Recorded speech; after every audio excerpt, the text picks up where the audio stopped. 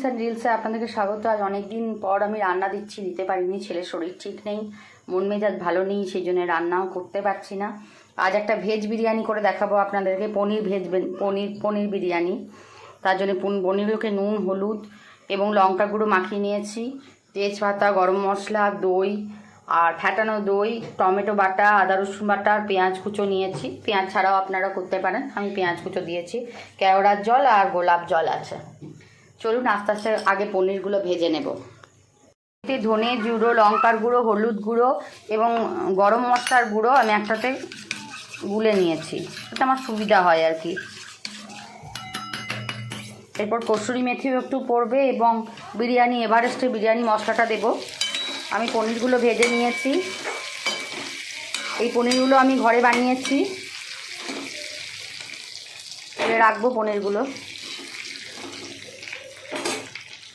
পনিরগুলো ভেজে নিয়েছি এবং একটু তার মধ্যে সাদা তেল দিয়ে আমি গোটা গরম মশলাগুলো দিয়ে দিলাম।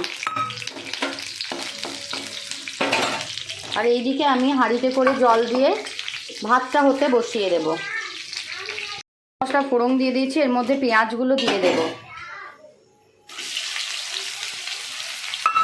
পেঁয়াজগুলো ভাজা ভাজা হবে। এইদিকে আমি জল বসিয়ে দিয়েছি ভাতে, তার মধ্যে একটা তেজপাতা দিয়ে দেব। জলটার মধ্যে তেজপাতা, গোটা গরম মশলা, একটু কেওড়ার জল, একটু রোজ ওয়াটার দিয়ে দিয়েছি। এবার আমি এটা ফুটতে দেব। ফোটা হয়ে গেলে আমি চালটা দিয়ে হাফ কুক করব, একবার 50% কুক করব। এদিকে পেঁয়াজটা ভাজা হচ্ছে, পেঁয়াজটা গোল্ডেন ব্রাউন ভাজা হবে।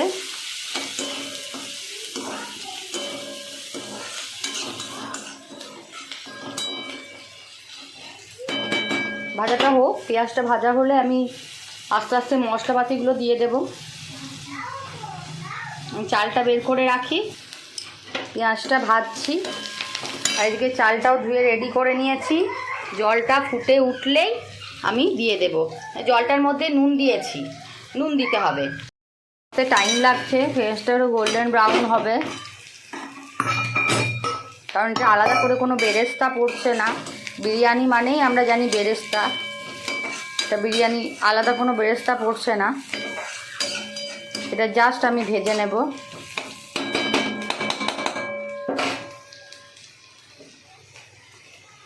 দেখে জলটা ফুটলে আমি নুন দিয়ে দিয়েছি, ভালো করে একটু নেড়ে নিচ্ছি। জলটা ফুটলে আমি চালটা দিয়ে দেব। বাবু দৌড়াদৌড়ি করো না। পেঁয়াজটা আমার ভাজা হয়ে এসছে, দেখুন গোল্ডেন ব্রাউন হতে শুরু করেছে অনেকটাই। আঁচটা একটু বাড়িয়ে দেবো, যেহেতু আমি সামনেই দাঁড়িয়ে আছি। আঁচ বাড়িয়ে দূরে চলে গেলে ব্যাস সব পুড়ে যাবে।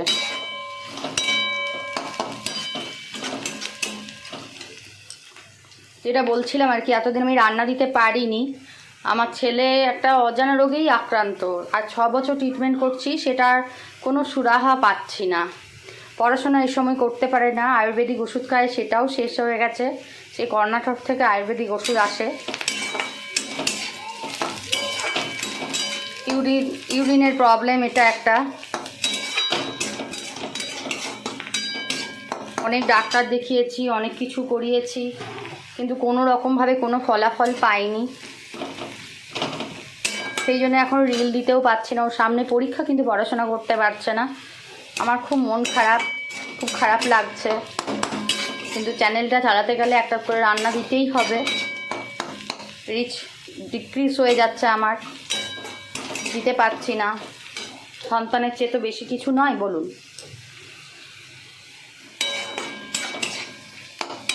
আপনারা একটু ঠাকুরের কাছে কামনা করবেন আমার ছেলেটা যাতে সুস্থ হয়ে যায়।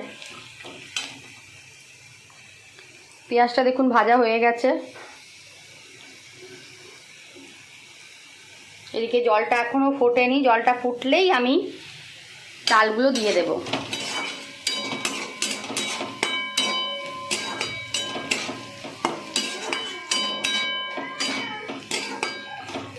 আমার ছোট ছেলে প্রচণ্ড জ্বালাতন করছে।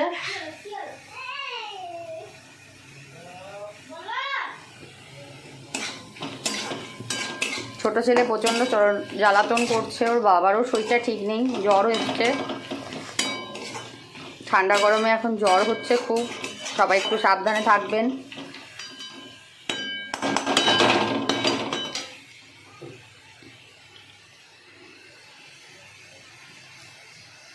আমি একটা ছোট্ট ইউটিউবার এবং ছোট্ট ফেসবুক করি বলে আমাকে হয়তো কেউ অনেকেই ফলো করে না, তবে আমাদের মতো ছোট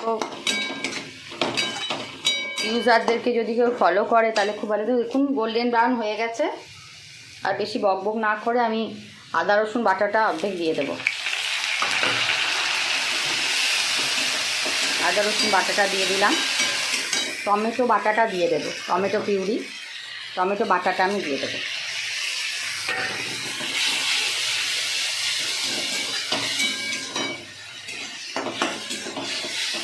আদা টমেটোটা একটু কাঁচা ব্যাপারটা যাবে, কাঁচা ব্যাপারটা গেলেই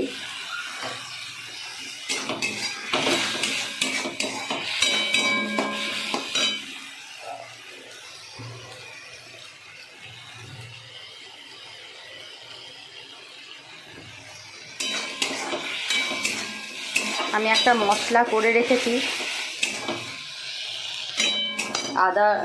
আদা রসুনের কাঁচা ভাবটা যা, এখনই কালারটা কত ভালো লাগছে দেখুন, কোনো কিছুই দেয়া হয়নি। এই মশলাটার মধ্যে আমি একটু চিনিও দিয়ে নিয়েছি। আমরা বাঙালি মানুষ, একটু সব কিছুতে চিনি না করলে ভালো লাগে না।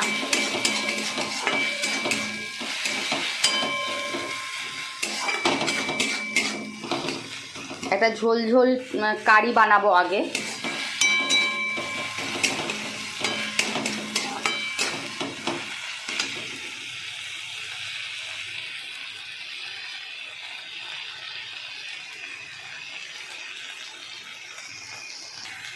এবার আমি মশলাটা দিয়ে দিয়েছি, ধনে জিরে কাশ্মীরি মির্চ এবং হলুদ আর অল্প চিনি আর গরম মশলা, শাহি গরম মশলা।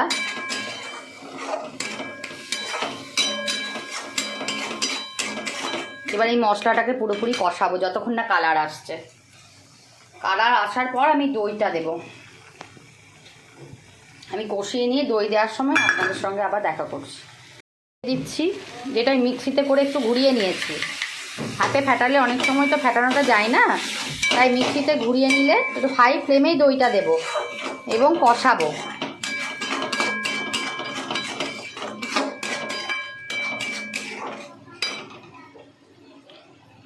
আমরা তো ভেজ বিরিয়ানি মানেই ওই মাটনটা বাদ দিয়ে বা চিকেনটা বাদ দিয়ে চালগুলো খেয়ে থাকি। ভেজ ঠিক নয়, এটা পনির বিরিয়ানি। ভেজ দিলে আরও যদি ভেজিটেবল দেওয়া যেত ভালো হতো। ভেজ বিরিয়ানি একদিন করে আমি দেখাবো। এটা পনির বিরিয়ানি। দইয়ের পাত্রটা ধুয়ে আমি একটু দিয়ে দিলাম।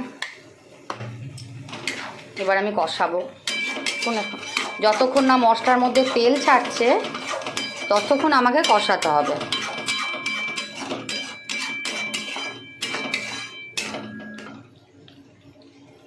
এদিকে জলটায় জাস্ট বাবলস আসছে, কোনো ফোটেনি, কিন্তু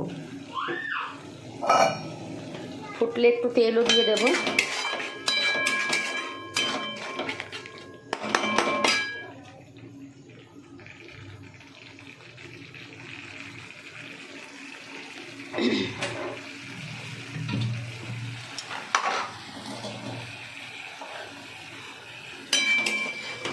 কষাটা হোক।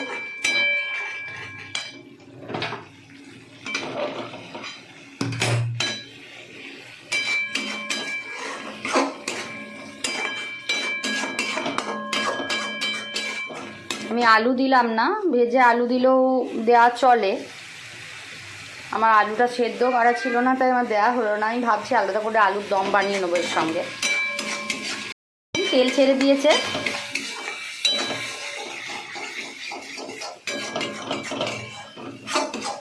আমি যে খুব বেশি তেল দিয়েছি তা নয়,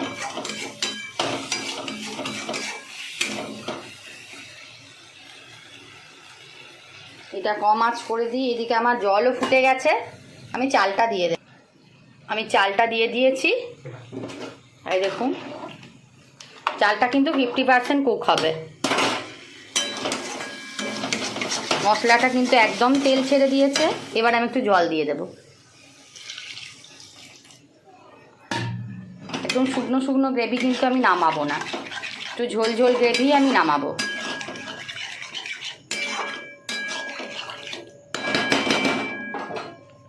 এর মধ্যে আমি এবার কেওড়ার জল, একটু গোলাপ জল দিয়ে দেব। আমি কেওড়ার জল, গোলাপ জল দিয়ে দিলাম। এরপর আমি একটু বিরিয়ানি মশলাটা দিয়ে দেব। এভারেস্টের যে বিরিয়ানি মশলা, আপনারা যে কোনো বিরিয়ানি মশলা আপনাদের পছন্দ মতো ব্যবহার করতে পারেন। আমি বিরিয়ানি মশলাটা দিয়ে দিলাম। আঁচটা বাড়িয়ে দেব। এবার হবে লেয়ারিংয়ে সাজানো। ভাতটা হয়ে গেলে লেয়ারে সাজাবো এবং দমে বসাবো। বাবা রান্না করছি। আমার ছোট ছেলে এসে জিজ্ঞাসা করছে কি রান্না করছি, কি করছো মা। এই দেখুন, আমার ছোট ছেলেকে একটু দেখিয়ে নি। হাই বলো সবাইকে। হাই হাই, এই হাই বলো। হাই হাই, ফলো করো বলে দাও।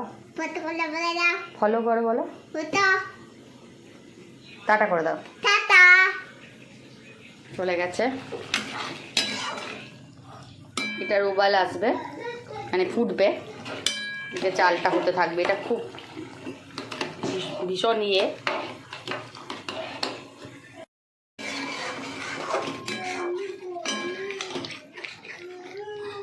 মশলাটা ফুটে উঠেছে। এটা কারির মতো বানাতে হবে। আর এদিকে আমার চালও ফুটছে।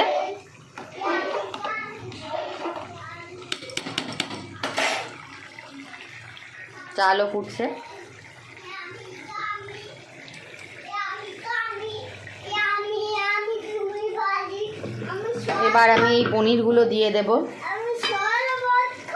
হ্যাঁ খাবে, সরে যাও, গরম লেগে যাবে, সরো। পনিরগুলো দিয়ে একটু ফোটাবো। পনিরগুলো দিয়ে একটু কম আঁচ করে ফুটিয়ে একটু আমি ধনে পাতা কুচো দেবো। এটা আমার হয়ে গেছে। পনিরের তরকারিটা করা হয়ে গেছে আমার। এবার এদিকে ভাতটা হলেই আমি লেয়ারিং শুরু করবো। দেখুন, ভাতটা মোটামুটি হয়ে এসছে। এই চালের ভাতটা হতে বেশি টাইম লাগে না। আমার ছেলেটা প্রচণ্ড পরিমাণে ডিস্টার্ব করছে, আমি করতে পারছি না। বড়িনের কারিটা আমি এই প্রেশার কুকার ইউজ করছি দমে দেওয়ার জন্য। প্রেশার কুকারে ঢেলে দিলাম। পুরোটা ঢেলে দিই। তারপরে আমি প্রেশার কুকারের মধ্যে এটা নিয়ে নিয়েছি। এবার আমার ভাতটা হওয়ার অপেক্ষা। ভাতটা হলে আমি উপরে দিয়ে দেব। ভাতটা হয়ে গেছে, আপাতত আমি নামাবো। হয়ে গেছে আমার। আমি এখানে পনির কারিটা নিয়ে নিয়েছি। আমার ছেলে প্রচণ্ড জ্বালাতন করছে, আমি জানি না আমি এই পোস্টটা দিতে পারবো কি না। আমি ভাতটা দিয়ে দিচ্ছি এর মধ্যে।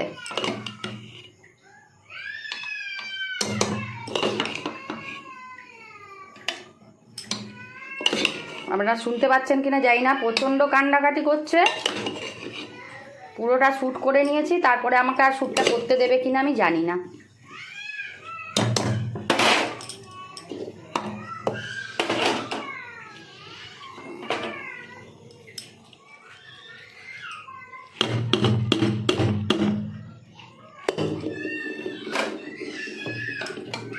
দেখুন, আমার লেয়ারিংটা হয়ে গেছে।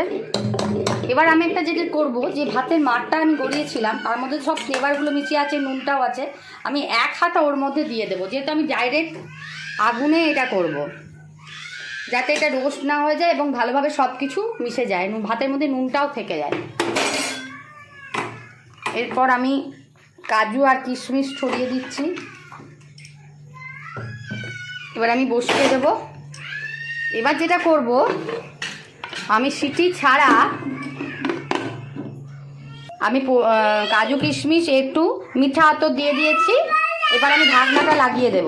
ঢাকনাটা লাগিয়ে, আমার ছেলে প্রচণ্ড চিৎকার করছে, আমি ঢাকনাটা লাগিয়ে এই আটাটা এই সিটির মুখের কাছে লাগিয়ে দেব। এবং প্রথমে একটু বেশি আঁচ দেব 1 মিনিট, তারপরে আমি আস্তে আস্তে আঁচটা কমিয়ে দেবো, 15 মিনিট রাখবো, তাহলে আমার বিরিয়ানি কমপ্লিট হয়ে যাবে। বন্ধ রেখেছিলাম, কুকারটা আস্তে আস্তে খুলবো।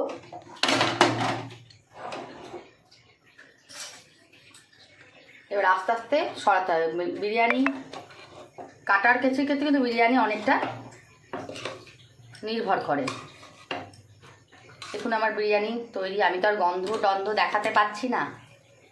আমার বিরিয়ানি আশা করি তৈরি।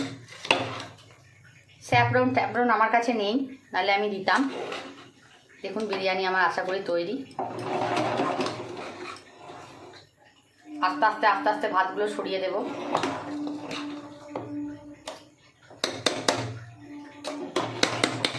বিরিয়ানি আমার তৈরি। তাহলে আমার রেসিপিটা যদি আপনাদের ভালো লাগে তাহলে অবশ্যই একটা শেয়ার, লাইক করবেন এবং আমার ফেসবুক পেজটা ফলো করবেন, ইউটিউব চ্যানেলটা দয়া করে সাবস্ক্রাইব করে দেবেন। টাটা।